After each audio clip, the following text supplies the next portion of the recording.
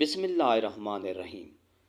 Baghdad کے حاکم ابراہیم بن اسحاق نے ایک رات خواب میں حضور اکرم صلی اللہ علیہ وآلہ وسلم کو دیکھا اور حضور صلی اللہ علیہ وسلم نے اس سے فرمایا کہ قاتل کو رہا کر دو۔ یہ سن کر حاکم بغداد کانپتا ہوا اٹھا اور ماتحت عملے سے پوچھا کہ کیا کوئی ایسا مجرم بھی ہے جو قاتل ہو؟ انہوں نے بتایا کہ ہاں، ایک ایسا شخص بھی ہے جس پر الزام قتل ہے۔ حاکم بغداد نے کہا، اسے میرے سامنے لاؤ۔ چنانچہ اسے لایا گیا تو حاکم بغداد نے پوچھا کہ سچ سچ بتاؤ، واقعہ کیا ہے؟ بسم اللہ الرحمن الرحیم۔ ناظرین، آج سے 700 سال پہلے بغداد میں ایک بڑے پائے کے عالم رہائش پذیر تھے۔ ان کا نام قاضی ابو بکر بغدادی تھا۔ وہ قاضی ہونے کے ساتھ ساتھ ایک بلند پایہ محدث اور مقرر بھی تھے۔ دن کے وقت وہ عدالت میں مقدمات سنتے، جبکہ رات کو قرآن و حدیث کے طلباء کو تعلیم دیتے۔ یہ طلباء نہایت کثیر تعداد میں تھے، جن کے قیام و طعام کی ذمہ داریاں قاضی ابو بکر کے کندھوں پر تھیں۔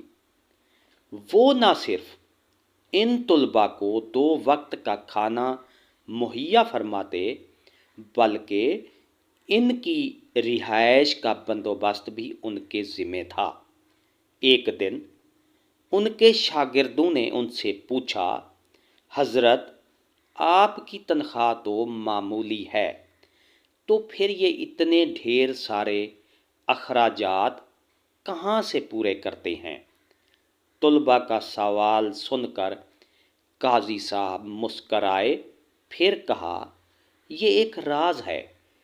اس راز پر سے پردہ تب تک نہیں اٹھ سکتا جب تک میں تمہیں اپنے ماضی کے چند عجیب و غریب واقعات نہ سنا دوں۔ اس لیے بہتر ہے کہ فی الحال تم اس راز کو راز رہنے دو۔ شاگرد سمجھے کہ شاید اس وقت ان کا کچھ بتانے کا ارادہ نہیں، لہٰذا وہ چپ ہو گئے۔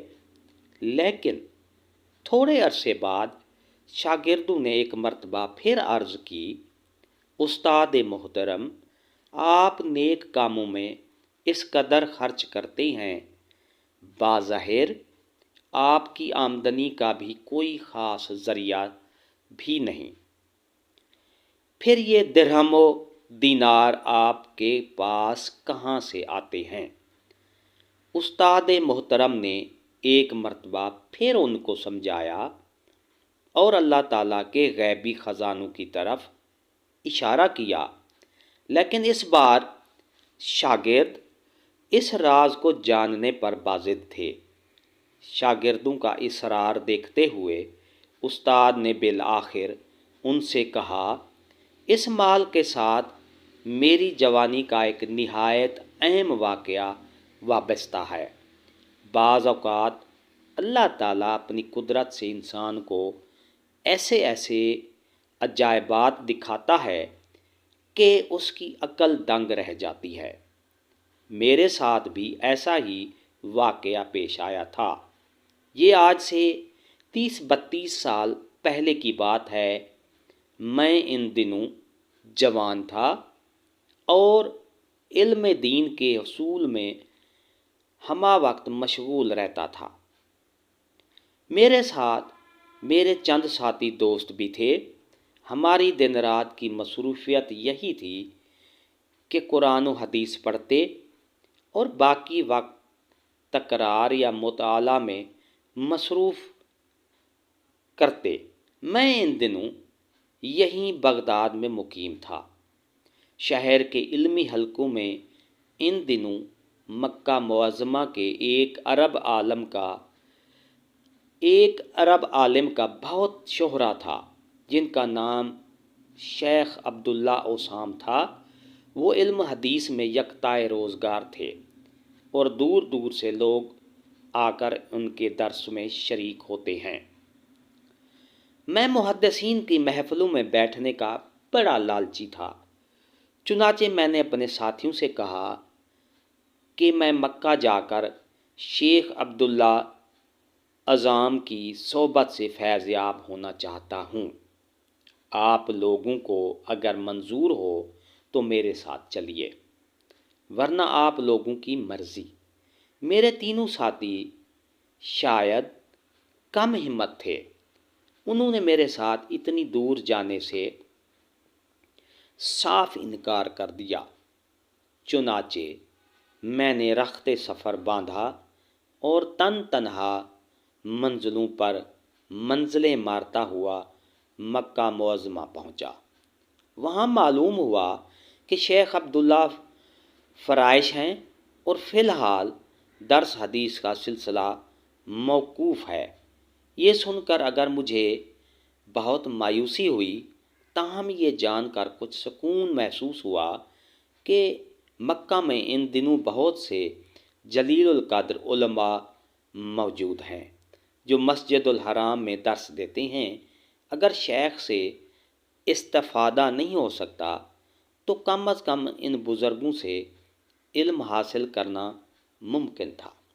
چنانچہ میں واپس بغداد جانے کے بجائے وہیں ٹھہر گیا اور حرم کی علمی مجالس سے اپنی پیاس بجھانے لگا۔ ان دنوں میرے ساتھ ایک بدقسمتی یہ ہوئی کہ میرا زادرہ مکمل ختم ہو گیا، لیکن میں نے اس کی کوئی پرواہ نہ کی۔ میرے پاس کچھ کھجوریں اور ستو موجود تھے، تھوڑا سا زیتون کا تیل بھی مل گیا۔ میں نے انہی چیزوں کو غنیمت جانا اور روکھی سوکھی کھا کر تحصیل علم میں مشغول رہنے لگا۔ چند ہی دنوں بعد میرا ذخیرہ خوراک ختم ہو گیا۔ ایک دن ایسا آیا کہ میرے پاس کھانے کو کچھ نہ رہا اور فاقوں تک نوبت آ پہنچی۔ اس حالت میں یہ سوچ کر گھر سے نکلا کہ شاید باہر سے کوئی چیز کھانے کے لیے مل جائے، اور اگر کچھ بھی نہ ملا تو حرم جا کر اپنے رب سے مانگوں گا۔ میں گھر سے نکل کر گلی میں گیا، اتفاق سے مجھے سامنے ریشم کی تھیلی پڑی ملی۔ دوپہر کا وقت تھا اور ہو کا عالم تھا۔ گلی بالکل سنسان تھی اور کوئی شخص بھی آس پاس نظر نہیں آ رہا تھا۔ میں نے وہ تھیلی اٹھائی اور گھر لے آیا۔ گھر آ کر تھیلی کھولی تو اس میں سفید رنگ کے خوبصورت موتیوں والا ہار نکلا۔ میں نے اسے الٹ پلٹ کر دیکھا۔ ہار کے موتی ہر زاویے سے اس قدر چمکتے تھے کہ ان کو دیکھ کر آنکھیں دنگ رہ جاتی تھیں۔ مجھے یہ سمجھنے میں ذرا بھی دشواری نہ ہوئی کہ یہ بہت قیمتی ہار ہے۔ میں نے اسے تھیلی میں ڈال کر بستر کے نیچے چھپا دیا۔ ظہر سے عصر تک کا وقت اسی طرح گزرا۔ میں یہ سوچتا رہا کہ یہ تھیلی گلی میں کیوں پڑی تھی اور اتنا بیش قیمت ہار کس کا ہو سکتا ہے۔ اسی دوران عصر کی اذان بلند ہوئی اور میں نماز کی ادائیگی کے لیے حرم شریف چلا گیا۔ عصر کی نماز پڑھ کر آیا اور دوبارہ یہ سوچنے لگا، یا اللہ، خبر نہیں اس ہار کا مالک کون ہے اور میں اب اسے واپس کیسے پہنچاؤں گا۔ اسی دوران گلی میں کچھ شور بلند ہوا۔ میں نے دروازے سے باہر جھانکا کہ دیکھا ایک اونٹ پر کوئی بوڑھا آدمی سوار ہے۔ اونٹ کے آگے چند آدمی دف بجاتے چلے جا رہے ہیں۔ وہ بوڑھا تھوڑی دیر بعد اعلان کرتا ہے، مکہ والو، میری ایک تھیلی گم ہو گئی ہے۔ اس میں ایک ہار تھا، وہ ہمارا خاندانی میراث ہے، تم سب اللہ کے ہمسائے اور قابل تعریف لوگ ہو۔ جس کو وہ تھیلی ملے برائے مہربانی مجھے واپس کر دیں۔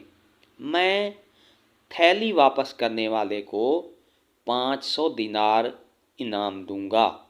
خدا تم پر رحم کرے۔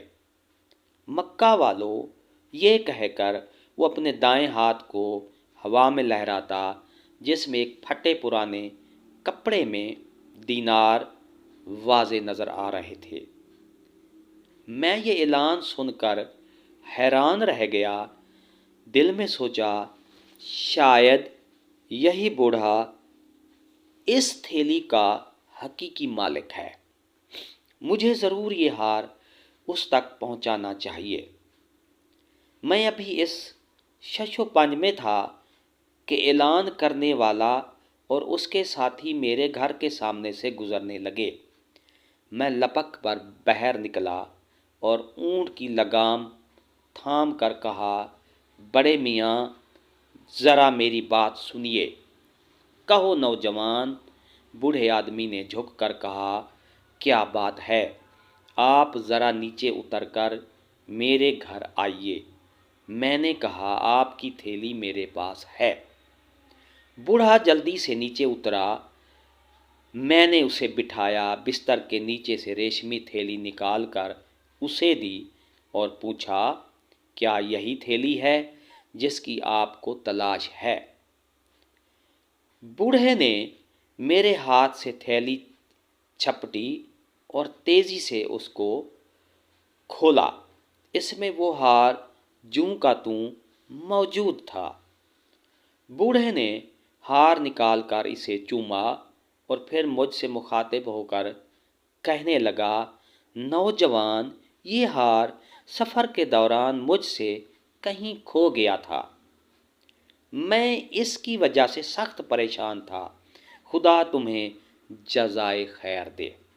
تم بہت دیانت دار ہو، لو اپنا انعام سنبھالو۔ یہ کہہ کر اس نے دینار میرے آگے کر دیے۔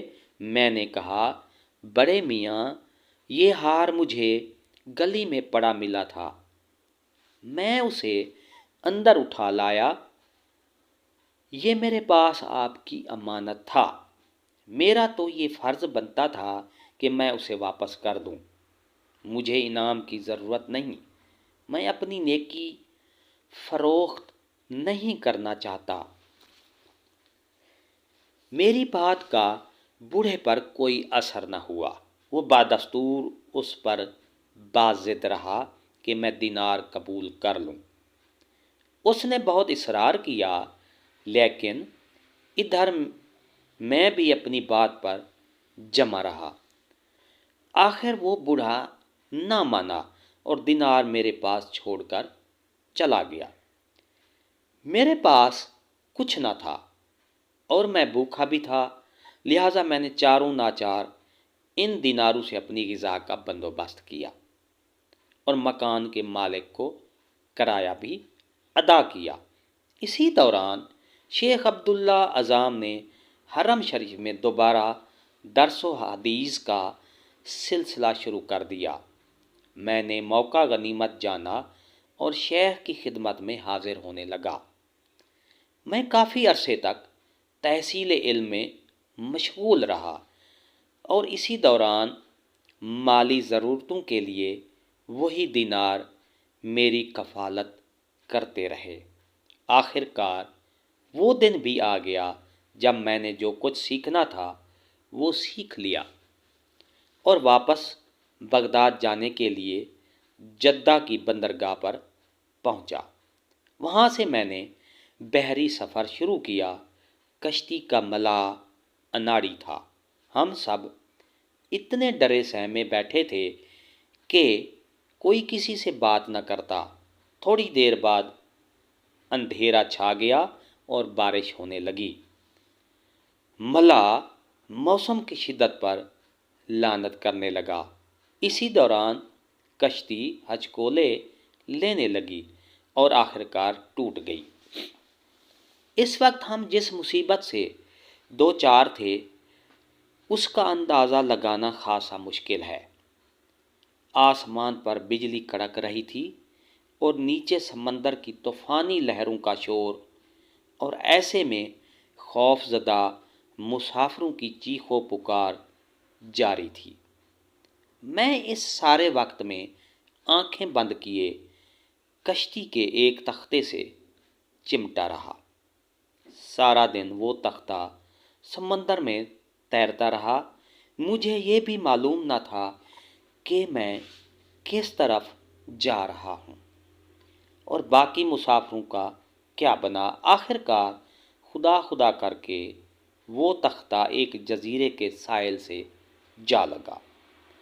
میں ساحل کی ریت پر جا لیٹا۔ جب ذرا حالت سنبھلی تو اٹھ کر آگے بڑھا اور جنگلی پھلوں سے اپنی بھوک مٹائی۔ جب حواس بحال ہو گئے تو دیکھا جزیرے کے وسط میں ایک مسجد ہے اور کچھ دور آبادی بھی ہے۔ میں مسجد میں چلا گیا۔ وہاں قرآن پاک کے کچھ اوراق تھے۔ میں انہیں پڑھنے لگا۔ مجھے قرآن پاک پڑھتا دیکھ کر آبادی میں سے کچھ مرد اور عورتیں میرے پاس آئے اور کہنے لگے، اے شیخ، کیا آپ عالم ہیں؟ میں ایک طالب علم ہوں، میں نے عاجزی سے کہا۔ وہ کہنے لگے، اے شیخ، ہم مسلمان ہیں لیکن قرآن پڑھنا نہیں جانتے، آپ مہربانی فرما کر ہمیں تلاوت سکھا دیں اور اگر ہو سکے تو کچھ لکھنے پڑھنے کی بھی مشق کروا دیں۔ چنانچہ میں نے پیشکش قبول کر لی اور ان کے بچوں کو قرآن و کتابت سکھانے لگا۔ اس کے بدلے میں مجھے صبح و شام کھانا مل جاتا۔ رفتہ رفتہ وہ لوگ مجھ سے بہت مانوس ہو گئے۔ وہ میری قدر کرتے اور بڑے ادب سے مجھے استاد کہہ کر پکارتے۔ میری زندگی کے دن یوں ہی گزر رہے تھے۔ مجھے یہ بھی معلوم نہ تھا کہ میں کہاں ہوں اور کن لوگوں کے درمیان ہوں۔ ایک دن ان کے بزرگ میرے پاس آئے اور بولے، یا شیخ، یہاں ایک یتیم بچی ہے، خاصی مالدار ہے۔ آپ شریف النفس ہیں اور تنہا بھی ہیں۔ ہم چاہتے ہیں آپ اس بچی سے نکاح کر لیں، اس طرح آپ کی گزر بسر آسان ہو سکے گی۔ میں نے انکار کر دیا، لیکن وہ لوگ مسلسل اصرار کرتے رہے اور اتنا مجبور کر دیا کہ آخر کار میں نے ان لوگوں کی بات مان لی۔ چنانچہ میرے نکاح کے انتظامات ہو گئے۔ نکاح کی رات جب میں نے اپنی دلہن کو دیکھا تو اس کے گلے میں وہی ہار تھا جو میں نے مکہ میں اس بوڑھے کو واپس کیا تھا۔ میں ہار دیکھ کر بہت حیران ہوا اور گھر سے باہر آ کر لوگوں کو سارا ماجرا سنا دیا۔ میری بات سن کر لوگوں نے زور سے نعرہ لگایا کہ ان کی آواز پورے جزیرے میں گونج گئی۔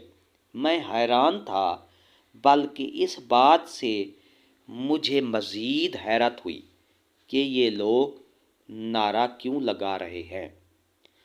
مجھے پریشان دیکھ کر جزیرے کے والوں نے بتایا، وہ بڑے میاں جنہیں آپ نے مکہ میں ہار واپس کیا تھا اسی بچی کے والد تھے۔ آپ سے پہلے وہی اس مسجد کے امام تھے۔ وہ اکثر کہا کرتے تھے، مجھے زندگی میں سچے اور ایماندار لوگ کم ملے ہیں، لیکن مجھے مکہ میں ایک مسلمان نوجوان ملا تھا جس نے مجھے میرا خاندانی ہار واپس کیا۔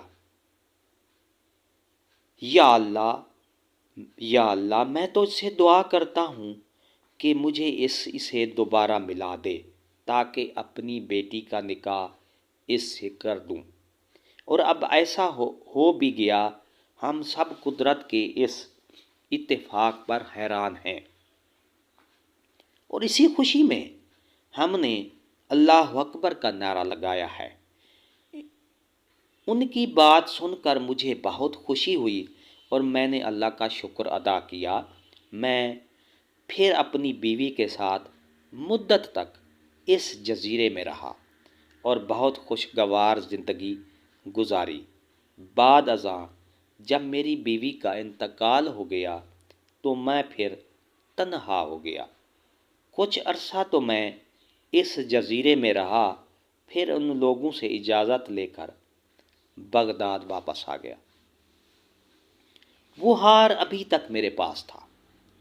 جزیرے والوں نے باخوشی اسے مجھے اپنے ساتھ لے جانے کی اجازت دے دی۔ بغداد آ کر وہ ہر ایک تاجر کو پسند آ گیا۔ اس نے کئی لاکھ دینار میں وہ ہار مجھ سے خرید لیا۔ میں نے دینار میں اپنے پاس سنبھال کے رکھے ہیں، انہی میں سے تم لوگوں کے اخراجات پورے کرتا ہوں، کیونکہ میں اسے نیکی کے کاموں میں خرچ کرتا ہوں، اس وجہ سے برکت ہی برکت ہے۔ یہ داستان بیان کرنے کے بعد شیخ ابو بکر بغدادی خاموش ہو گئے اور اللہ کے بڑائی بیان کرنے لگے۔ شاگرد بھی یہ جان کر کہ ان کے استاد کو رب کائنات کی طرف سے دولت عطا ہوئی ہے، بغداد کے حاکم ابراہیم بن اسحاق نے ایک رات خواب میں حضور اکرم صلی اللہ علیہ وآلہ وسلم کو دیکھا اور حضور نے اس سے فرمایا کہ قاتل کو رہا کر دو۔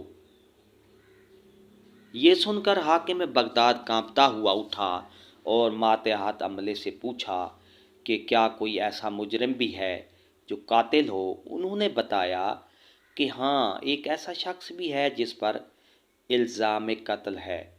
حاکم بغداد نے کہا میرے سامنے لاؤ۔ چنانچہ اسے لایا گیا تو حاکم بغداد نے پوچھا سچ مچ بتاؤ واقعہ کیا ہے؟ اس نے کہا سچ کہوں گا، جھوٹ ہرگز نہ بولوں گا۔ بات یہ ہوئی کہ ہم چند آدمی مل کر عیاشی و بدماشی کیا کرتے تھے۔ ایک بوڑھی عورت کو ہم نے رکھا تھا جو ہر رات کسی بہانے سے کوئی نہ کوئی عورت لے آتی تھی۔ ایک رات وہ ایک ایسی عورت کو لائی جس نے میری دنیا میں انقلاب برپا کر دیا۔ بات یہ ہوئی کہ جب وہ عورت میرے سامنے آئی، چیخ مار کر بے ہوش ہو کر گر گئی۔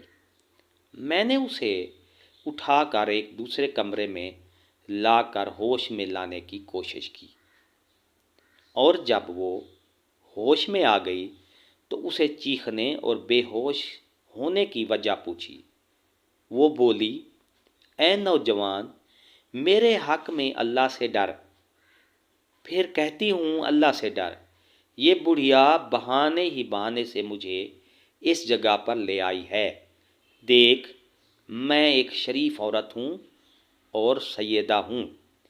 میرے نانا رسول اللہ صلی اللہ علیہ وآلہ وسلم اور میری ماں فاطمہ الزہرا ہیں۔ خبردار، اس نسبت کا لحاظ رکھنا اور میری طرف بد نگاہی سے نہ دیکھنا۔ میں نے جب اس پاک عورت سے جو سیدہ تھی یہ بات سنی تو لرز گیا اور اپنے دوستوں کے پاس جا کر انہیں حقیقت حال سے آگاہ کیا اور کہا کہ اگر عاقبت کی خیر چاہتے ہو تو خاتون کی بے ادبی نہ ہونے پائے۔ دوستوں نے میری اس بات سے سمجھا کہ شاید میں ان کو ہٹا کر خود میں ارتکاب گناہ کرنا چاہتا ہوں اور ان سے دھوکہ کر رہا ہوں۔ اس خیال سے وہ مجھ سے لڑنے پر آمادہ ہو گئے۔ میں نے کہا میں تم لوگوں کو کسی صورت اس گناہ کی اجازت نہ دوں گا، لڑوں گا، مر جاؤں گا، مگر اس سیدہ کی طرف نگاہی منظور نہ کروں گا۔ چنانچہ وہ مجھ پر جھپٹ پڑے۔ مجھے ان کے حملے سے ایک زخم بھی آیا۔ اسی اثنا میں ایک شخص جو اس سیدہ کے کمرے کی طرف جانا چاہتا تھا، میرے روکنے پر مجھ پر حملہ آور ہوا، تو میں نے اس پر چھری سے حملہ کر دیا اور اسے مار ڈالا۔ میں سیدہ کو اپنی حفاظت میں لے کر باہر نکلا تو شور مچ گیا۔ چھری میرے ہاتھ میں تھی، میں پکڑا گیا اور آج یہ بیان دے رہا ہوں۔ حاکم بغداد نے کہا، جاؤ، تمہیں رسول اللہ صلی اللہ علیہ وسلم کے حکم سے رہا کیا جاتا ہے۔ حضور اکرم صلی اللہ علیہ وسلم اپنی امت کے ہر نیک آدمی اور ہر نیک بد عمل کو جانتے ہیں اور دیکھتے ہیں، اور یہ بھی معلوم ہوا کہ حضور کی نسبت کے لحاظ ادب سے آدمی کا انجام اچھا ہو جاتا ہے۔ لہٰذا ہر اس چیز کا دل میں ادب و احترام رکھنا چاہیے جس کا حضور سے تعلق ہو۔ اللہ پاک ہمیں دین کی مکمل سمجھ نصیب فرمائے اور ہمیں نیکوکاروں میں شامل کرے، آمین۔ ناظرین، کمنٹ باکس میں اللہ تعالیٰ کے 99 ناموں میں سے ایک نام ضرور ٹائپ کر دیں۔ ویڈیو اچھی لگی ہو تو لائک کریں، سبسکرائب کا ریڈ بٹن آپ کے بالکل سامنے ہے، اس کے ساتھ بیل آئیکن کے بٹن کو لازمی پریس کیجیے گا۔ شکریہ، اللہ